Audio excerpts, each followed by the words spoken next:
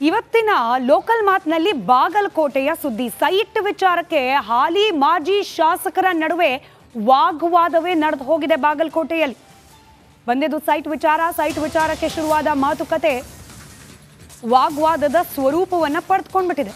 ವಿವಿವಿ ಸಂಘಕ್ಕೆ ಹಂಚಿಕೆಯಾಗಿದ್ದ ಸೈಟ್ ರದ್ದು ಹಿನ್ನೆಲೆಯಲ್ಲಿ ಬಾಗಲಕೋಟೆಯಲ್ಲಿ ಮಾಜಿ ಹಾಲಿ ಶಾಸಕರ ನಡುವೆ ವಾಗ್ವಾದ ನಡೆದಿದೆ. ವೀರಣ್ಣ ಚರಂತಿಮಠ್ ಹಾಗೆ PH ಪೂಜಾರ್ ಅವರ ನಡುವೆ ಟಾಕ್ ಫೈಟ್. ಇಬ್ಬರು ಏಕವಚನದಲ್ಲೇ ಆರೋಪ ಪ್ರತ್ಯಾರೋಪ ಮಾಡಿಕೊಂಡಿದ್ದಾರೆ. ಕೆಲ ಪದಗಳನ್ನ ಬಳಸಿ ಮಾಜಿ ಶಾಸಕರು ಹಾಲಿ MLC ವಾಗ್ವಾದವನ್ನ ಮಾಡಿದ್ದಾರೆ. ಅನ್ಪಾರ್ಲಿಮೆಂಟ್ರಿ, ಇದನ್ನೆಲ್ಲ ಕಲಾಪದಲ್ಲಿ ಬಳಸೋ ಹಾಗಿಲ್ಲ. ಇಂಥ ಪದಗಳು ಮಾಧ್ಯಮದಲ್ಲಿ ಸರಿಯಾಗುತ್ತೆ, ಜನರ ಗಮನಕ್ಕೆ ಹೋಗುತ್ತೆ ಅನ್ನೋದನ್ನ ಕೂಡ ಮರೆತು ಪರಸ್ಪರ ಏಕವಚನದಲ್ಲೇ ಬೈದಾಡ್ಕೊಂಡಿದ್ದಾರೆ.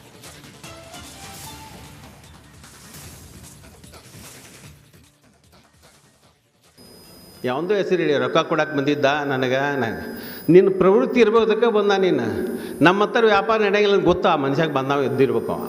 ಅವನ ಅಮ್ಮವಲ್ಲ, ನಿನ್ನ ತಲೆಯಿಂದ ಇದು ತೆಗಿಯೋದನ ನಿನ್ನ ಮನುಷ್ಯನ. ಅವ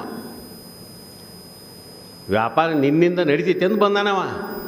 ಬಡಾಯಿ ಕೊಚ್ಕೊಳಕ್ಕೆ ಹೋಗಲ್ಲ, ಏನಾಗಬೇಕಾಗಿದೆ ಸಿಕ್ಕಿರ್ಲಿಕ್ಕಿಲ್ಲ ನಿನಗೆ. ಆವಾಗ ಸುಮ್ಮ ಆರೋಪ ಮಾಡೋದು ಬಂದ್ ಮಾಡೋದನ್ನ. ಇವ ಮತ್ತು ಅತ್ಯಂತ ರಾಜಕೀಯಕ್ಕೆ ಅತ್ಯಂತ ಅಯೋಗ್ಯ ವ್ಯಕ್ತಿ ಇವ. ಇವನಿಗೇನು ನೈತಿಕ ಹಕ್ಕದ ನಾನು ಸಂಘ ಬಿಟ್ಟು ಬಾ ಅಂತ ಹೇಳಕ್ಕೆ? ನನ್ನ ನಡವಳಿಕೆ ತಿದ್ದುಕೋಬೇಕು ಅಂತ ಪೂಜಾರಿ ಹೇಳ. ನಿನ್ನ ನಡವಳಿಕೆ ತಿದ್ದುಕೋ ಮೊದಲ. ಇವ ಮತ್ತು ಅತ್ಯಂತ ರಾಜಕೀಯಕ್ಕೆ ಅತ್ಯಂತ ಅಯೋಗ್ಯ ವ್ಯಕ್ತಿ ಇವ. ಇವನಿಗೇನು ನೈತಿಕ ಹಕ್ಕದ ನಾನು ಸಂಘ ಬಿಟ್ಟು ಬಾ ಅಂತ ಹೇಳಕ್ಕೆ? ನನ್ನ ನಡವಳಿಕೆ ತಿದ್ದುಕೋಬೇಕು. ಹೀಗಾಗಿ ಬಿಜೆಪಿಯ ರಾಜ್ಯಾಧ್ಯಕ್ಷರಾಗಿದ್ರೂ ಕೂಡ ಡೈರೆಕ್ಟ್ ಆಗಿ ತಾವೇ ಅಖಾಡಕ್ಕೆ ಇಳಿದೆ, ತಾವೇ ಶಿಸ್ತು ಕ್ರಮದ ಬಗ್ಗೆ ಮಾತನಾಡದೆ ಹೈಕಮಾಂಡ್ನ ಮೂಲಕವೇ ವಾರ್ನಿಂಗ್ ಕೊಡಿಸುವ ಪ್ಲಾನ್ ಮಾಡಿದಂತಿದೆ ವಿಜಯೇಂದ್ರ ಅವರು.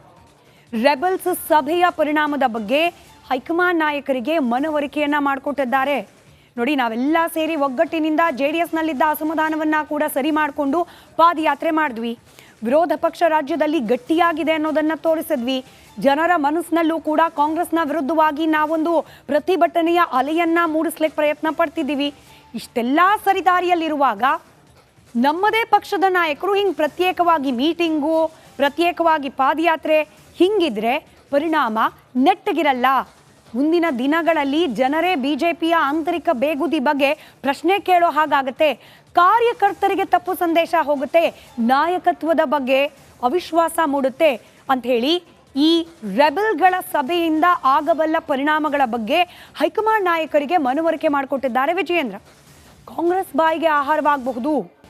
ಈಗ ಕಾಂಗ್ರೆಸ್ನ ವಿರುದ್ಧವಾಗಿ ನಾವು ಪಾದಯಾತ್ರೆ ಮಾಡಿದ್ವಿ, ಆದರೆ ನಮ್ಮಲ್ಲೇನೆ 2 ಪಾದಯಾತ್ರೆ ಇದ್ರೆ ಕಾಂಗ್ರೆಸ್ನವರು ನಮ್ಮ ಪ್ರತಿಭಟನೆಯನ್ನ ಪಕ್ಕಕ್ಕಿಟ್ಟು ನಮ್ಮಲ್ಲಿ ನಡೀತಿರುವ ಆಂತರಿಕ ಬೇಗುದಿ ವಿಚಾರವನ್ನೇ ಹೆಚ್ಚು ಪ್ರಸ್ತಾಪ ಮಾಡ್ತಾರೆ. ಅಲ್ಲಿಗೆ ನಮ್ಮ ಪಾದಯಾತ್ರೆ ಪ್ರತಿಭಟನೆಯ ಪ್ರಯತ್ನಗಳೆಲ್ಲವೂ ಕೂಡ ನೀರಿನಲ್ಲಿ ಹೋಮ ಮಾಡಿದಂತಾಗತ್ತೆ ಅನ್ನೋ ವಿಚಾರವನ್ನ ಕೂಡ ಹೈಕಮಾಂಡ್ ನಾಯಕರಿಗೆ ಮನವರಿಕೆ ಮಾಡಿಕೊಟ್ಟಿದ್ದಾರೆ ವಿಜಯೇಂದ್ರ. ಕೇವಲ ಇಷ್ಟು ಮಾತ್ರ ಅಲ್ಲ, ಮುಂಬರಲಿರುವ ಜಿಲ್ಲಾ ಪಂಚಾಯಿತಿ, ತಾಲೂಕ್ ಪಂಚಾಯಿತಿ ಚುನಾವಣೆ ಮೇಲೂ ಕೂಡ ಅಡ್ಡ ಪರಿಣಾಮ ಬೀರುತ್ತೆ ಈ ಭಿನ್ನಮತ. ಸಂಘಟಿತ ಹೋರಾಟ ಇಲ್ಲದೆ ಹೋದ್ರೆ, ನಾಯಕತ್ವದ ಬಗ್ಗೆ ವಿಶ್ವಾಸ ಇಲ್ಲ ಅನ್ನೋ ರೀತಿಯಲ್ಲಿ ವರ್ತನೆ ಮಾಡ್ತಾ ಇದ್ರೆ ಕಾರ್ಯಕರ್ತರ ಮನಸ್ಸಿನಲ್ಲಿ ಗೊಂದಲಗಳ ನಿರ್ಮಾಣ ಆಗತ್ತೆ. ಕಾರ್ಯಕರ್ತರು ಅತಂತ್ರ ಆದ್ರೆ ಚುನಾವಣೆಗಳಲ್ಲಿ ನಾವು ಬಯಸಿದ ಫಲಿತಾಂಶ ಬರೋದು ಕಷ್ಟ ಆಗತ್ತೆ. ಕಾರ್ಯಕರ್ತರಲ್ಲಿ ಗೊಂದಲ ಅಂತ ಹೇಳಿ ದೂರನ್ನ ನೀಡಿದ್ದಾರೆ ಹೈಕಮಾಂಡ್ ನಾಯಕರ ಮುಂದೆ. ಇನ್ನು ವಿಜಯೇಂದ್ರ ಅವರ ವಿರುದ್ಧ ಶಕ್ತಿ ಪ್ರದರ್ಶನಕ್ಕೆ ಏನು ಪ್ರಯತ್ನವನ್ನ ಮಾಡ್ತಾ ಇದ್ರು ಈ ರೆಬೆಲ್ ನಾಯಕರು, ಅದಕ್ಕೆ ಬ್ರೇಕ್ ಹಾಕಿ ಅಂತ ಹೇಳಿ ವಿಜಯೇಂದ್ರ ಹೈಕಮಾಂಡ್ ನಾಯಕರ ಮುಂದೆ ಮನವಿಯನ್ನ ಮಾಡ್ಕೊಂಡಿದ್ದಾರೆ. ಮತ್ತಷ್ಟು ಡೀಟೇಲ್ಸ್ ನಮ್ಮ ಪೊಲಿಟಿಕಲ್ ಬ್ಯೂರೋ ಹೆಡ್ ವಿಜಯ್ ನೀಡ್ತಾ ಹೋಗ್ತಾರೆ. ಲೈವ್ ಕನೆಕ್ಟೆಡ್ ಇದ್ದಾರೆ. ವಿಜಯ್, ಸಭೆಗೆ ದಿನಾಂಕ ಕೂಡ ನಿಗದಿ ಮಾಡ್ಕೊಂಡ್ಬಿಟ್ಟಿದ್ರು. ಇಂಥ ದಿನ ಸಭೆ, ಅದಾದ್ಮೇಲೆ ಪಾದಯಾತ್ರೆ, ಇಲ್ಲಿಂದ ಇಲ್ಲಿಗೆ ಎಲ್ಲವೂ ಸಿದ್ಧವಾಗಿತ್ತು. ಆದರೆ ಈ ರೆಬಲ್ಗಳ ನಡೆಗೆ ತಕ್ಷಣಕ್ಕೆ ಬ್ರೇಕ್ ಹಾಕಬೇಕು ಅಂತ ಹೇಳಿ ವಿಜಯೇಂದ್ರ ಅವರು ಹೈಕಮಾಂಡ್ನ ಮೊರೆ ಹೋಗಿದ್ದಾರೆ ಅನ್ನೋದು. ಬೇರೆ ಏನು ಡೀಟೇಲ್ಸ್ ಇದೆ ಇವಾಗ?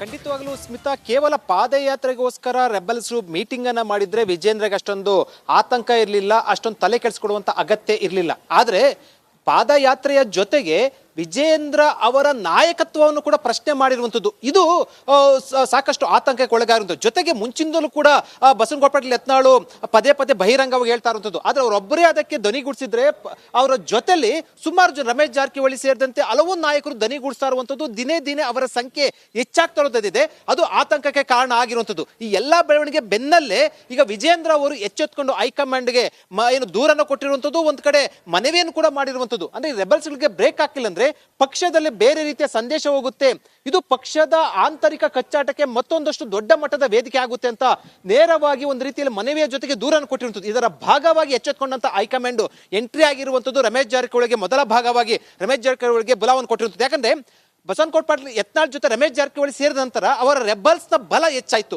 ಈ ಹಿನ್ನೆಲೆಯಲ್ಲಿ ಈಗ ರಮೇಶ್ ಜಾರಕಿಹೊಳಿಗೆ ಬುಲಾವನ್ನ ಕೊಟ್ಟಿರುವಂಥದ್ದು. ಆದ್ರೆ ಒಂದಂತೂ ಬಹಳ ಸ್ಪಷ್ಟ, ಒಂದು ವೇಳೆ ಹೈಕಮಾಂಡ್ ಇವರ ಆಂತರಿಕ ಬೇಗುದಿಗೆ ಈ ಬಣ್ಣಕ್ಕೆ ಬ್ರೇಕ್ ಹಾಕಿಲ್ಲ ಅಂದ್ರೆ ಖಂಡಿತ ಮುಂದಿನ ದಿನಗಳಲ್ಲಿ ಪಕ್ಷದಲ್ಲಿ ನಾನಾ ರೀತಿಯ ಚಟುವಟಿಕೆಗೆ ಅಂದ್ರೆ ದೊಡ್ಡ ಮಟ್ಟದ ಏನು ಒಂದು ಅಸಮಾಧಾನಕ್ಕೆ ಕಾರಣ ಆಗುವಂತ ಎಲ್ಲಾ ಸಾಧ್ಯತೆ ಇರುವಂತದ್ದು. ಕಾದ್ ನೋಡ್ಬೇಕು. ಈಗ ಹೈಕಮಾಂಡ್ ಎಂಟ್ರಿ ಆದ ಹಿನ್ನೆಲೆಯಲ್ಲಿ ಏನು ಅಸಮಾಧಾನಿತರು ಸುಮ್ಮನೆ ಆಗ್ತಾರಾ ಅಥವಾ ಪಟ್ಟು ಹಿಡಿದು ಏನಾದ್ರು ಕೂಡ ಪಾದಯಾತ್ರೆ ಮಾಡ್ತಾರಾ ಅಥವಾ ವಿಜಯೇಂದ್ರ ಬದಲಾವಣೆಗೆ ಮತ್ತಷ್ಟು ಪಟ್ಟು ಹಿಡ್ತಾರ ಅನ್ನೋದನ್ನ ಕಾದ್ ನೋಡ್ಬೇಕಾಗಿದೆ.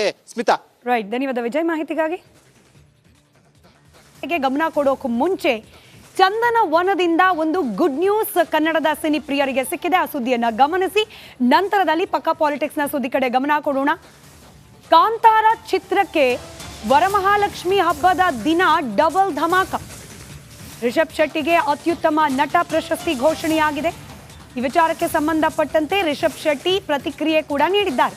ಈ ಯಶಸ್ಸು ಅಪ್ಪು ಹಾಗೆ ದೈವ ನರ್ತಕರಿಗೆ ಅರ್ಪಿಸ್ತೇನೆ ಅಂತ ಹೇಳಿದ್ದಾರೆ. ಕನ್ನಡದ ಜನತೆಗೂ ಈ ಪ್ರಶಸ್ತಿಯನ್ನು ಸಮರ್ಪಿಸುತ್ತಿದ್ದೇನೆ ಅಂತ ರಿಪಬ್ಲಿಕ್ ಕನ್ನಡಕ್ಕೆ ನಟ ನಿರ್ದೇಶಕ ರಿಷಬ್ ಶೆಟ್ಟಿ ಹೇಳಿಕೆ ನೀಡಿದ್ದಾರೆ. ನನ್ನ ಇಡೀ ಕಾಂತಾರ ತಂಡ ಶ್ರಮ ಇದರ ಹಿಂದೆ ಇದೆ.